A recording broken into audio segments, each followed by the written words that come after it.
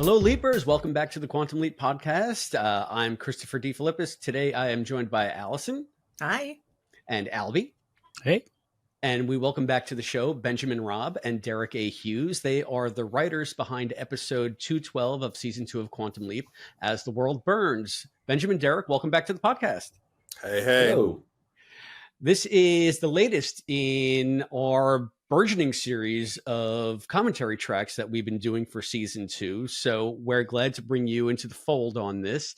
We're going to be viewing episode 212, the penultimate episode of season 2. And Benjamin and Deric are just going to have at it. They're going to let us know about what was going on set and their memories and any tangents they want to go on. So, Albie, are we queuing this up? When should I tell people to start? Yes, we'll have a little bit of a countdown here. And what we're doing is we're watching along with Peacock. So we encourage you to watch along with Peacock on this, unless you're have the Blu-rays in your hands already in the future times. But we're going to start in 5, 4, 3, 2.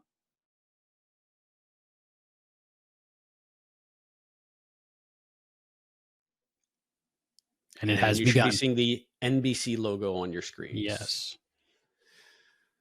All right. So previously on, who gets to pick these? Who puts this together? This Martin happens. puts this together. Yeah, Martin. Yeah.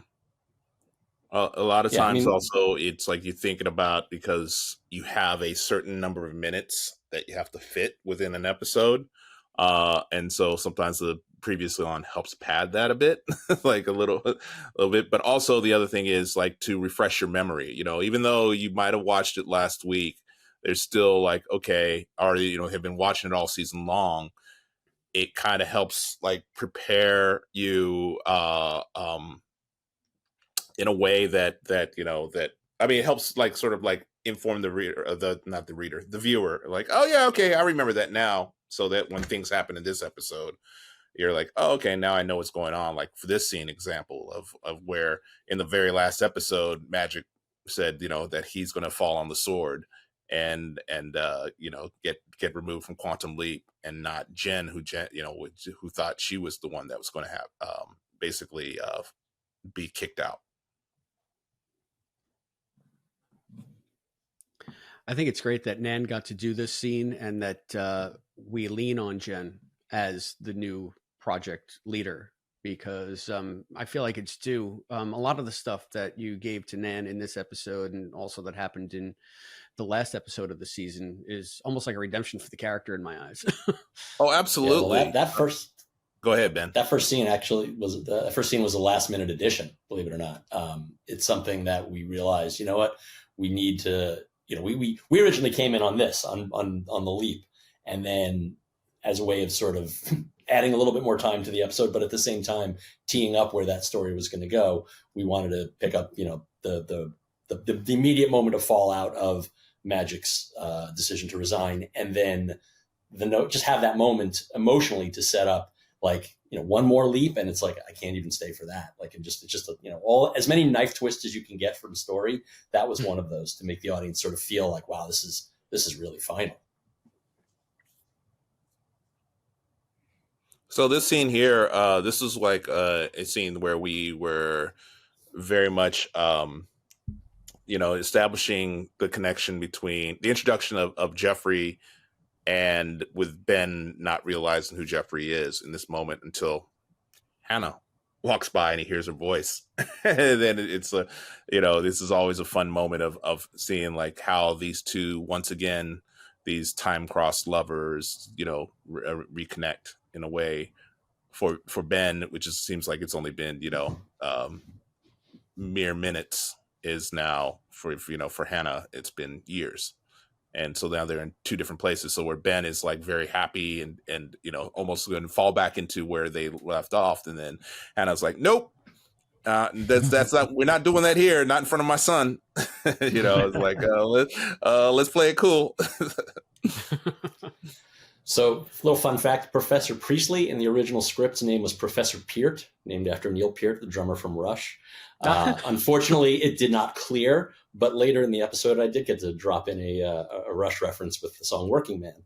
I noticed that, and I appreciated it. So, listen, I was going to ask you about it. Lifelong Rush fan. Gotta get it in where I can. Oh, yeah. Yeah. That comes. You don't know how many times I've dropped in 2112 as a number in scripts. Are there any more Easter eggs in this episode? Like, does the number 83 on Ben's hat mean anything? Things like that? You'd have to ask Eric, our props guy, because that was not something that we would have decided on. Yeah, the sort of the attention to details, like for props or anything in the background and stuff like that. That's sometimes we think about it, but other times it's just happening of like that's good. That sign off on that. There was also another moment here where which comes into play that we had to make sure that we get a moment is when Jeffrey overhears Ben telling Hannah about investing.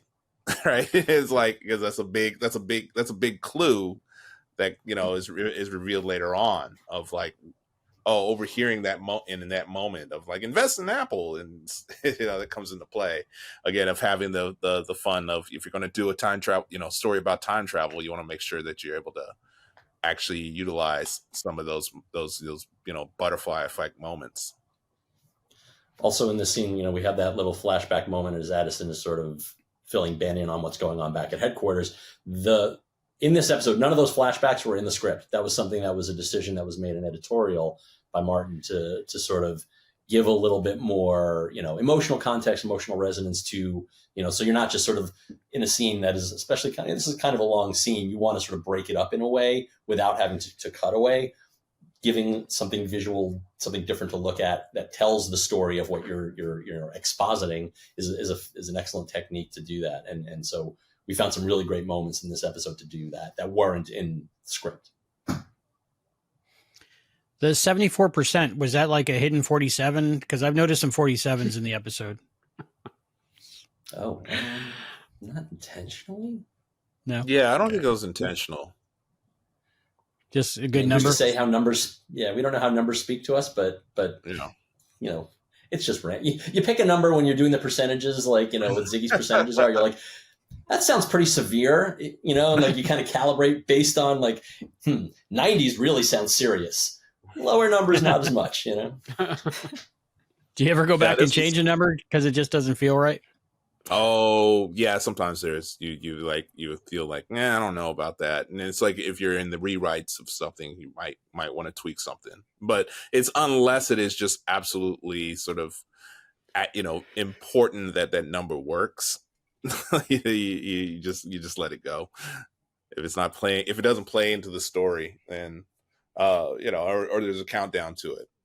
So this emotional scene was very much important, again, of like establishing the loss of magic, right? Magic being fired, and then dropping this surprise. And it's going back to the whole thing about, again, with Nanrissa, it's like we loved and we were just excited to be able to sort of like have this baton being handed off to her in such a way. She's like, wait, what? Like me, an ex-con in charge of a multi-billion-dollar project. Yeah, that's not going to fly. And but Ernie, again, being able to deliver is like you're working with Ernie Hudson. It's like you're gonna, it's always fun to write for Ernie Hudson. It's like it's that he's going to be able to give that warmth and that deliver in such a way that's emotional. As he's talking to his extended family here, but with being able, that weight and responsibility being handed to Jen, that's such a nice payoff of like where where she started versus where she is now, and it's the added taking advantage of things that we sometimes don't get to take advantage of. It's just being able to give these character moments because of the restraints and the time of when you're coming up with a story idea and wanting to see these characters and their journey as you go through the season. A lot of times there's so much that goes inside the writer's room, that there's so much backstory and there's so many stories that you want to tell with every character that a lot of times it just falls off as you go through the season. So having that moment, being able to do that is like, I think, fun.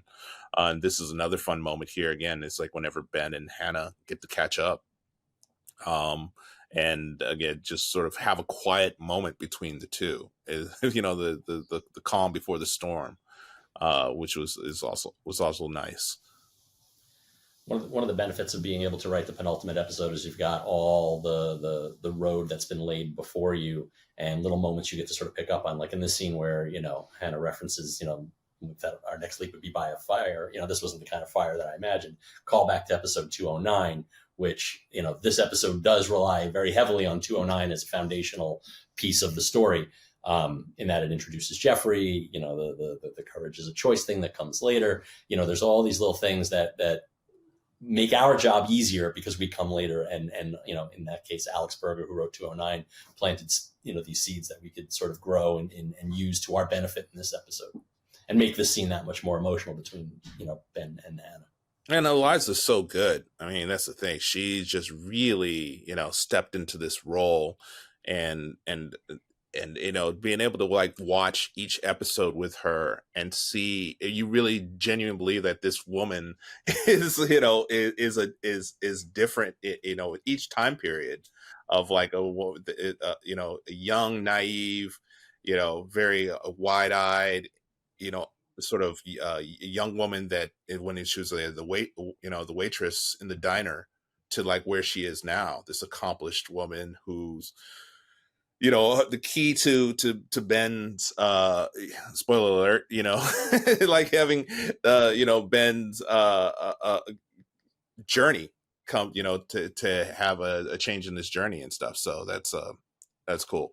This also here was, again, this is another moment coming up of like, now we start to ramp up the story, because we have that quiet moment, and now we start to kick up the story of like, okay, now we're going to get into the towering inferno, the you know, the clock is ticking side of stuff.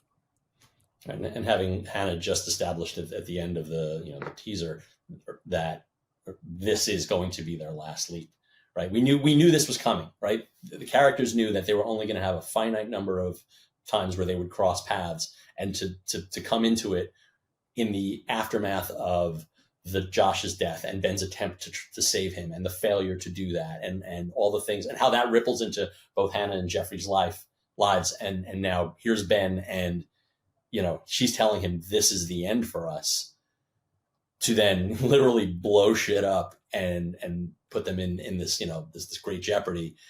That for us was the most exciting part about being able to write this episode, is like I said earlier, you know, bringing that plane in for a landing, but knowing that this was going to be a very turbulent ride. Yeah, shout out to Chief Garcia. That was Philip Anthony Rodriguez. He's a friend, and it was like it's always fun. That's, you know, again, just of you know, the benefits of working in this business, of like, you know, having a lot of talented friends, and then every now and then you get a lot, you know, someone dropping a line saying, hey, I auditioned for this role, you know, and then you see them actually be able to land the role. It's great, and so, you know, it was fun to have Philip on set, playing the role of Chief Garcia. There goes our names. That never gets Yeah, no. Fun fact about the exterior of the Excelsior: if you would turn the camera around, you would see the place in episode 211, The Outsider, where they found Robert's car had blown up. You know, like, so like that literal corner of the back lot, we shot 2 different episodes from 2 different angles, and you have no idea that they're in the same.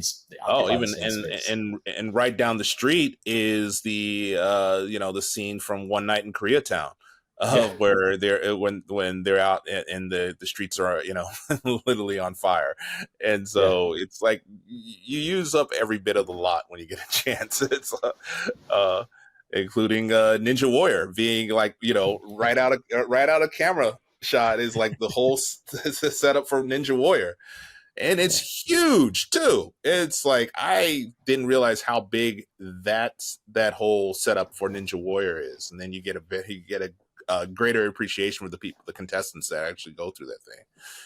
You know, you watch it on TV like, I can do that. No, you can't. So the fun thing about like this part where we are in the story now is that Jeffrey has just started to look at Ben askance, right? He knew my mom's name. That's weird. So we're watching, the breadcrumbs that are ultimately going to lead to our final scene starting to happen here that are going to, he's obviously got a sense that something's up with this guy. Don't know what it is. Mom's covering. It's weird. That was another fun thing to sort of thread through this episode was playing the moments that lead to Jeffrey's revelation at the end, which, the letter ties together. And anyway, so early on, we get to sort of plant that seed. All right, so this scene right here, they shot this on the up by Universal City Walk in a building, and we call this the Escher stairway because it's crazy. It's like as they're going up the stairs, and there's a lot of motion going on where you're seeing other people coming down the stairs on the other side. It's kind of one of those weird things of like if you go down one landing and you exit out the door, it's like you get your bearings are sort of like kind of knocked loose because you're like, wait, how did I get here? And I need to get upstairs to the other part. And then all of a sudden you're walking up the other fast and you're passing other people that were just on the other side. You're like, and it takes a moment for your brain to be like, how does this work? It's like, you know what? I'm just going to go with it. And I need to get to where I get. It's like, but yeah, it's cool. So yeah, so this right here is like an example of like where that stairway is shot in one location. And then the whole room of where these workers are, this is all on our sound stages. Like they build these rooms, and then you're shooting right here. And was it stage 41, right, Ben? Yeah, because that's our swing. Yeah, 41. Yeah. So and in this space is actually Hannah's apartment. So our production team builds Hannah's apartment. We shoot the scenes in Hannah's apartment, fully furnished, and then they stripped it all down and redressed it to look like an apartment still in process that's under construction.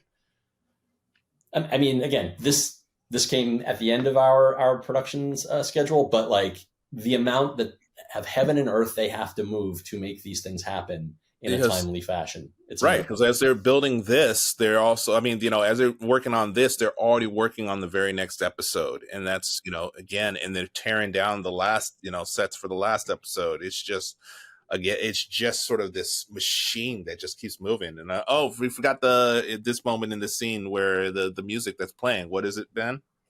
Oh, no, it was Rush's Working Man from 1974, their debut album. Neil Peart was not in the band at that point. John Rutsey was the drummer. That was his only album with them, and then Neil joined in the second album. Welcome to Rush Commentary, brought to you by Ben Raab. I don't need to tell anyone who's a Rush fan the truth about that, so they know. Yeah. Anyway, moving on. Do you often write music cues into scripts, or is it just sort of sometimes it gets in there, sometimes they make a decision? This needle drop was something that was decided upon after the fact. It's best not to write music cues into things just as a habit, because you don't know what you can afford. You don't know what, if you've built a scene around a song and guess what, you can't afford to lease that song. What did you do? Yeah, unless that song is very specific, to a story point, then it's like, the reason why they're listening to this song, then you would, fight tooth and nail to get that song. But a lot of times they said it's, anywhere, especially when it comes to music, licensing music, it can become very expensive, even just for like a 5-second sound, sound bite will be in the thousands and thousands of dollars. And so it's just a matter of like, how much is your budget? Do you want to eat up because you want this song in here? It's like, right. So, just now we had another one of those flashback moments that, really just sort of deepen things, as Hannah's reminding Ben of Addison, and Ben's mind goes back to the first moment they met, as it's like, this woman is not just your partner. She means so much more to you. It's like, again, great little touchstones that being as late in the season as we are, and being that this is an episode that is pivotal to these two characters' journey, and frankly, this love triangle's journey, to be able to reference those other romantic moments throughout the show that, other people had come up with for different episodes. It just elevates the scene in a lot of ways. Now this scene, the firefighting, the going through the fire This is scene. TV magic right here. What you're seeing. Yeah. Yes. So they're not This was moving. also- They're actually stationary in this moment. But they're moving a little bit. They're moving a little bit, but when we were looking in post and we're sitting down with Martin and looking at this, it's sort of like there's only so much space that the actors and the stunt because those are actually stuntmen. The construction workers, they're all people that have a background in stunts, and so that scene was shot outside the sound stages, and they had maybe about less than 5 feet of movement being able to, because you have a flame bar, and so it makes it seem like that the fire is so much bigger. Again, it's just sort of all camera trickery and just how it's shot, and so then when you're looking at it post, it's kind of in this sort of open space that's happened behind them. It's like, so you're like, how do you make it feel like that they're still in this hallway and it's trapped in this hallway as they're trying to, go beat through the flames. And so that's a lot of pushing in the camera and moving the camera to keep it more motion. And then also doing the ADR of having, Ben calling out how much, how many more feet they have to get there. Because again, it's like, that wasn't in script, that moment. It's like you're just expanding that moment of how much it really plays out. And so those are decisions that are made in post of like what's working and what isn't working. And so that all adds into the dramatic of the music and slowing down the camera. All that stuff adds up to create that sort of like, you feel like that they're really in jeopardy as they're trying to navigate through a hallway that really doesn't exist. It's like, so that's it's a challenge, because when you're watching, you're like, oh, this doesn't feel like it's really that it's part of the building, and how do you make that work? And that's again, Martin sitting down with the editor and looking at the eye and talking to the VFX team, saying like, okay, can you do this? Can you make this happen? Here's how we can make this work. And then so you're none the wiser as when you're watching it. You're like, oh, okay, that's all feels like it's all part of what's happening, and that's just TV magic. Meanwhile, back at the Excelsior, we come to this turning point. Oh, wait a minute, here's the scene. Forget the other I one. had Let's a talk about specific this one. question about that design. Now, the fact that the equation is visually represented by a Starfleet Delta, was that deliberate? That is how the equation. That's a Spiros, our consultant in this case, the Caltech quantum information professor. That's actually his equation that he designed, and it just happened to be a delta. I mean, it looks like a delta. That was not how it was. It just worked with it, made the scene that much better. It was like but that's how he presented the when he gave us the equation, and that's how he already had it. He's worked it out. So again, it's like, if you're looking to really crack time travel, start there, because that's something that he's been working on for a while. Just crazy random happenstance, right? Yeah. Nuts.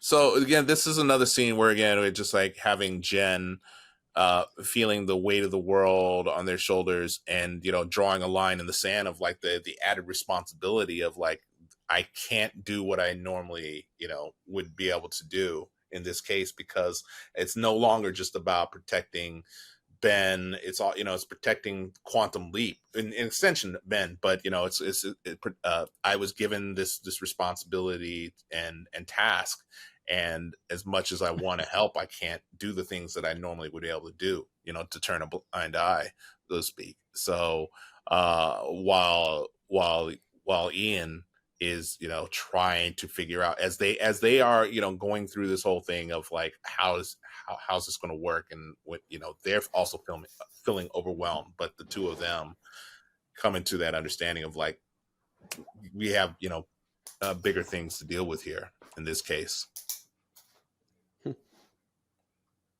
Right. Meanwhile, we've got Ben and Hannah in the stairwell, knowing that Jeffrey has gone back into the building, and so we've got sort of this it's different levels of jeopardy happening, HQ versus the apartment building, but it's, Hannah confessing to Ben that feeling of, what's really going on with her and Jeffrey, that he blames her for Josh, and that she's, there's a level of guilt that she's feeling, and that, that's part of what's driving her to sort of be here on this part of the adventure with him. I mean, the other part is because, like she said earlier, I believe that there was a reason for us being brought together, and I've figured out what it is, and the clock is ticking on me being able to solve the problem that I've been trying to solve this whole time. And then we get another amazing stunt sequence.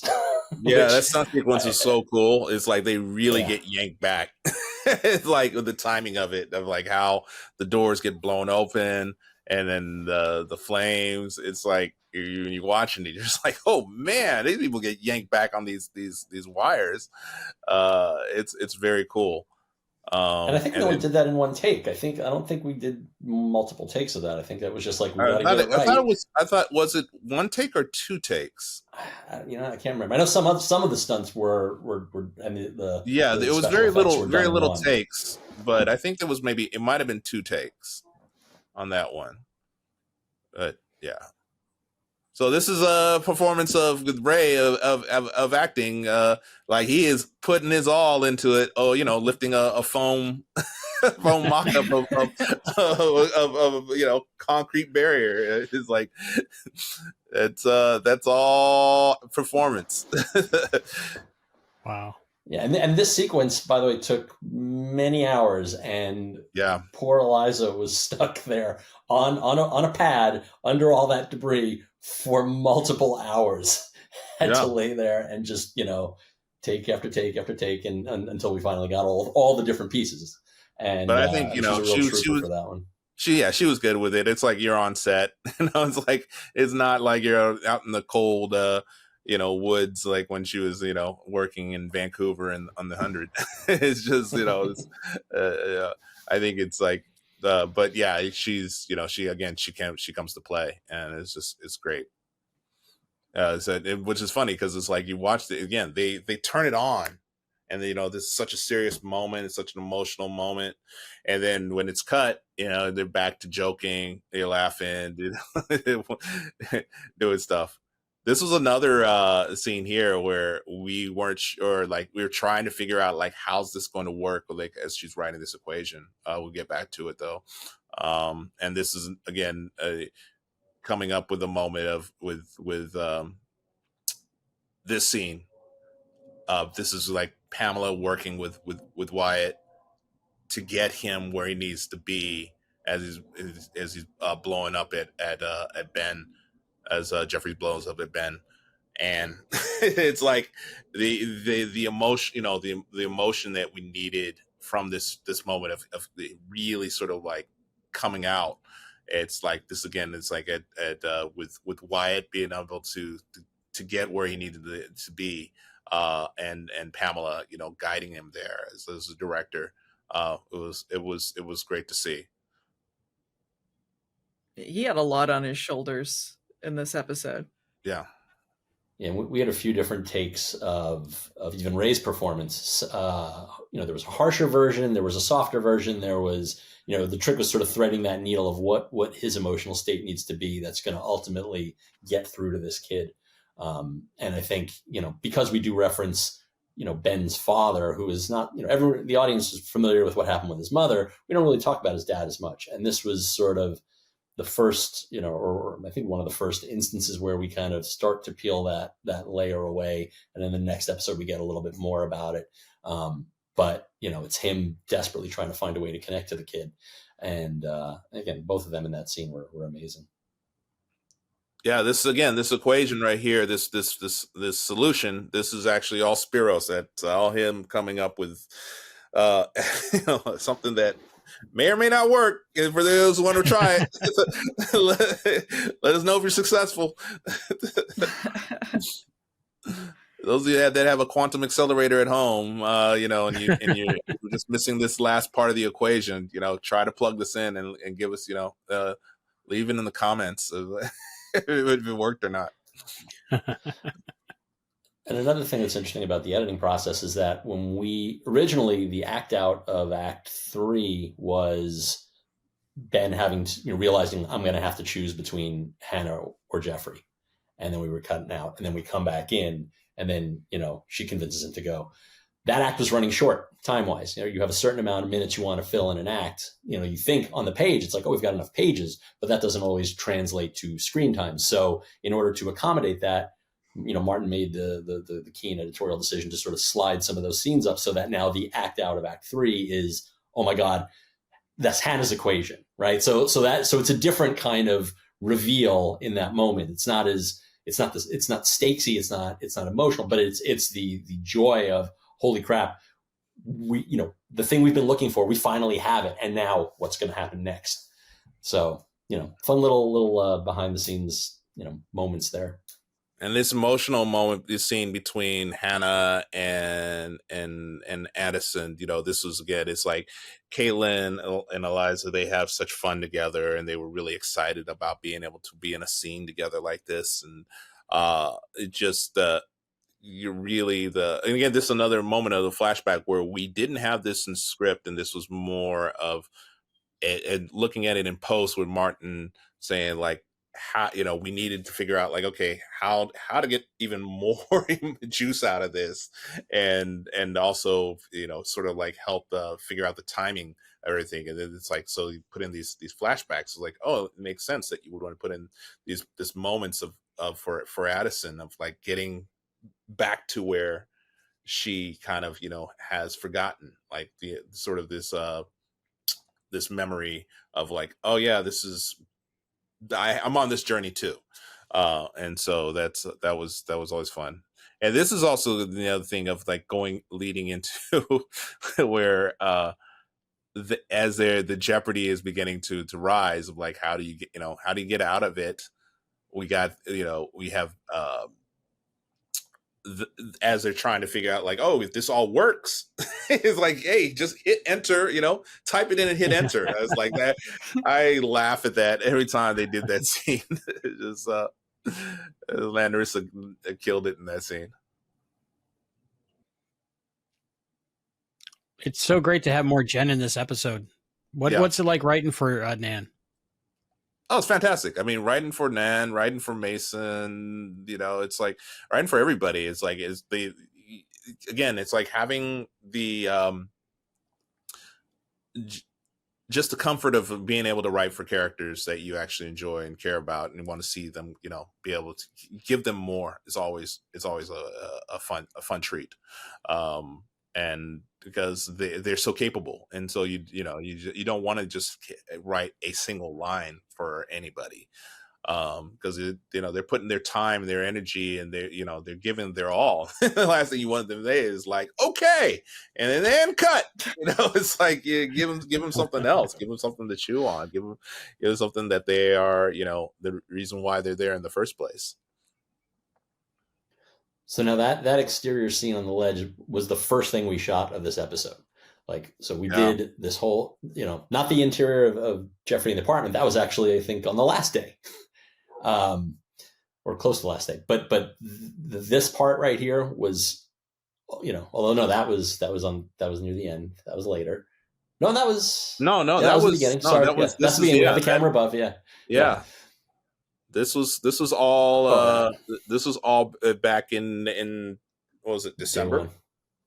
Yeah. Yes. Yeah, we had to shoot this early because, again, it was just we had to give enough time for the VFX team to really start building all of this. And so we had to figure out how to write this scene and make this scene work before anything else was shot.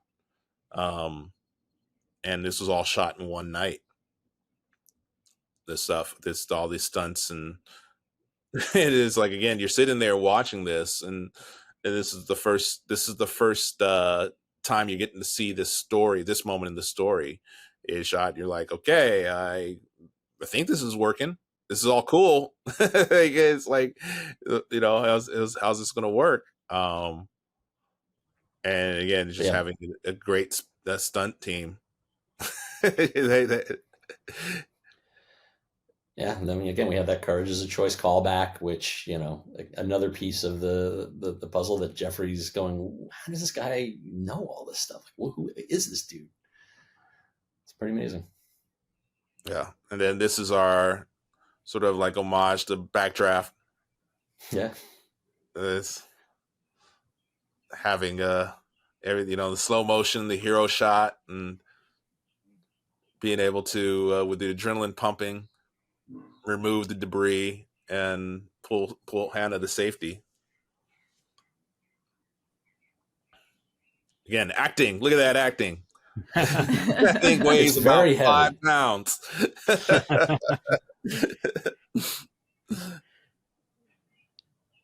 Yeah, this is a spectacular shot. Yeah. I know that I don't want to gush, but wow, just wow. Yeah, this is Another this bit of is movie this magic, was, wasn't it? This was on the night again. That's all outside, and with the flame bars, and that was the same night that we did the with the construction workers. So that was all shot in one night. And then you put Daniel James Chan's score over it, and it just, I mean, it goes to another level.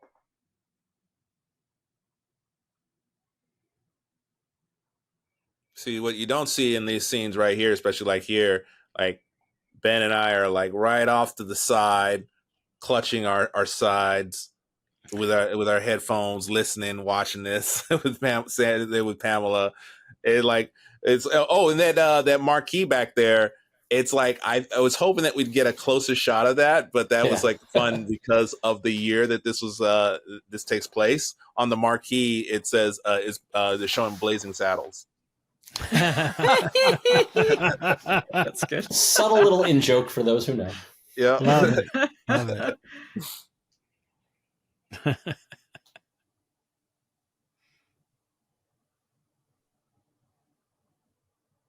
So when you wrote that Hannah thought that they weren't going to meet again, did you know they were going to meet again? No, not at that moment. Yeah. That was a later thing. I mean, Yeah. because we were off writing this when some of the breaking of 13 was happening. Yeah, when Drew was writing and when they were figuring out the story and all that, it came as a nice surprise because we really did think, as coming into this, like this was going to be the final leap between the two of them. We were kind of putting a close on it, but you look at when you look back on it, makes and you watch the finale, it makes perfect sense of like, no, that would be the actual real closure. And it's like it's nice here, and this is especially with the tee off and with Jeffrey reading the letter, you kind of want to hope that okay, there's going to be at least one more moment between the two. You're not certain about it as a viewer, and it's such a nice nice even surprise that it happens. But yeah, when we're writing this, for us it was like, okay, we all believe like this is the final leap. That's why we kept on hitting it over the head, like this is the final leap between the two, the final the final time that they'll see one another. Because as we begin to shift over to the our big bad is played by James Frank, who's fantastic as the smarmy billionaire. It's just he brings that sort of like, I want to punch him in the face. It's like that smugness that you needed of like, okay, this guy is definitely going to be a problem, right? And originally that was that scene that just happened was the last scene of the episode. Yeah. Things got shifted around a little bit. Again, this scene originally preceded that. We were going to see this, but it got moved around because we added the tail piece that you'll see in a minute, which was actually the original top of 13. So without, don't want to get ahead of ourselves, but just know that was originally slated to be in another spot. But then we get this big, goodbye between, Ben and Hannah. You see Jeffrey starting to read the letter, and she's hinting that there's a future for her in California, which we needed to do in order to set up for 13 so that they could be in California when Ben needed them to. But yeah, and again, getting to this. Go ahead. No, I just said getting to this question of why the accelerator brought them together. Again, we get one more little flashback montage that tells the story of their journey as she's reminding him of all the things that he's given her just by coming into her life, just by putting her on the path that she's been on, and how grateful she is, and how the gift that she was given, she wanted to give back to him.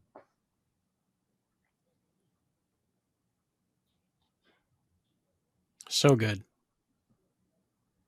Yeah, it's this moment again was just very just touching and emotional. And again, we thought that this was like we wanted to bring the proper closure between the two of them, and the importance of why she's doing what she's doing for him. It's as we wrote this, it's like, yeah, this might be it. And surprise, spoiler alert. Watch the next episode, you'll see. And it's also not just for him. I mean, she's also in a way doing it for Addison and her journey in these back episodes. That Caitlin's delivery of when she says, "Tell Hannah I said thank you. What for?" She knows, like her reading of that was amazing. I love that moment just because it's she now has. Oh, go ahead. I was like, we'll get back to this moment. It's like, yeah, no, she just she just has that final realization of what she's meant to be doing because of Hannah. Yeah. So that moment between with Otis there and Burton, as that was also a fun, exciting moment for us. We were like, oh, because you rarely get to see like what happens post leap to a person. It's like, because normally you're just moving on. It's like Ben leaps and then we're out of there, right? So having a moment that you get to see from someone's POV of like what happens to a person after Ben leaps out of them, that this very much for Jeffrey in that moment of like all the dots, sort of like connecting, and you're seeing the origin of the supervillain come to life. That's that turning moment. This was cool here too, with Caitlin. She really worked hard, just of her military background to begin with, but she worked with the stunt coordinators and really got this sort of like fight sequence down and tight. And it came out really nice. This where just and again, with Gideon establishing dominance of setting up our finale, was just really cool, because this is not how originally the script ended. But we were always going to have the loss of Quantum Leap be sort of the cliffhanger of this episode. When we thought this was going to be a normal Tuesday night, and then next week you'd come back for the finale, we didn't know initially that these two were going to be put together. But in watching both of them back to back, it was a brilliant decision, and I think it really it took our finale to a whole other level to have these two different stories that were both epic in scope in their own way, and reminding the audience that this is all of a piece. It was a really cool idea. And the credits, all the wonderful people working in there. Hopefully we get to talk to all of them at one point. Yes. Deric and Benjamin, thank you so much for joining us for this commentary for 212. Oh, no, thank you. It was fun. Hope people had a good time. Drink. We appreciate you guys watching the show and really hyping it and keeping the fandom alive. That means a lot to all of us. Another amazing commentary. Thank you, Deric. Thank you, Benjamin, for all of the insight. It's fascinating to me that all of that Star Trek stuff just happened to coincide. I still think you might be fibbing there, but yeah, it was a lot of fun. It's really cool to know how all of this stuff comes together for such a dramatic episode that worked on just about every level. The insight is greatly appreciated. So we appreciate it. And this is going to go into the annals now of Quantum Leap history. So years from now, when people are researching for Beyond the Mirror Image Volume 5, or this will be invaluable. So thank you so much, Benjamin and Deric, for being here with us on the Quantum Leap podcast. No, thank you.